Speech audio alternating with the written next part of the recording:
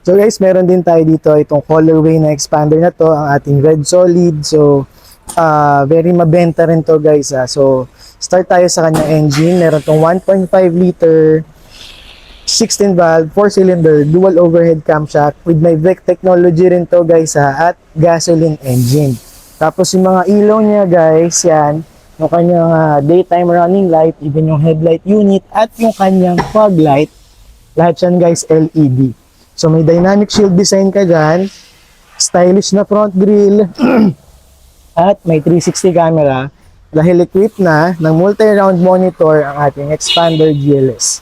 So tignan naman natin yung kanyang side profile. Sa gulong, meron ka dyan 265 over 65 radial 17 tires, naka two-tone na mags. Yung kanya namang side mirror, body color, with integrated turn signal lamps at may 360 camera. Ngayon, bago tayo pumunta sa kanyang loob, kung mapapansin nyo, yung kanyang roof, same lang sa body color. Tapos ito yung katabi niya, which is yung Expander Cross. Yung roof naman nito ay black. So sa Expander Cross natin, lahat ng units natin dito sa Cross, two-tone. Tapos dito naman, monotone tayo. Pero pares pa rin naman yan, top of the line. Tingnan natin yung interior features. So naka-keyless entry tayo dito. Yan. So maluwag. May dome light ka dyan. Tapos meron kang touchscreen na infotainment system with Android Auto and Apple CarPlay, dual zone na aircon system. Tapos naka-leather wrap na steering wheel ka dyan. Tapos fully digital meter cluster. May mga controls ka doon. Na pala meron din tong cruise control. Tapos meron kang automatic transmission, mga cup holders mo dyan. Armrest na naka-leather na center console box din of course. Meron kang glove box dyan. Okay. Well-designed na dashboard. Tapos mga vanity mirrors mo nandito rin. Dalawa yan guys, even yung nando. So, tingnan natin yung sa second row naman niya guys. So sa second row, yan, may mahaba kang aircon vent dito. Number 1 yan, syempre essential. Mga grab bars doon, magkabilang side. Tapos maluwag na second row. Medyo madilim lang. Yung seat material ay high grade fabric. So, luwag siya. Ayan naman yung kanyang third row. So, for this unit guys, may maganda tayong promo. By the way, may mga side pockets tayo sa mga side panels natin dito.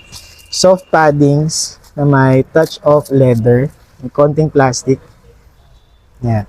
Sa kanya namang likod, mga ilaw niya, all LED, may built-in spoiler na may rear third brake light at fin type ang kanyang antenna. So mga defoggers natin, nandiyan pa rin of course.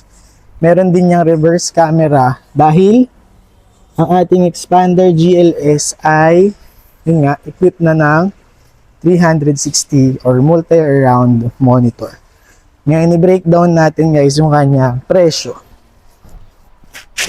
So, ang ating Expander GLS ay may SRP na 1,259,000 pesos. Pero kung bibilin mo to ng cash, meron tayong binibigay na cash discount na 100,000 pesos. At kung financing naman, napakaganda guys dahil naka zero down payment tayo dito. Tapos ang monthly nito guys, murang-mura, 26,063 pesos lang. Para ka lang naguhulog ng sedan. Tapos, napakarami rin nating freebies worth 35,000 pesos. Fully accessorized nang lalabas ang unit mo.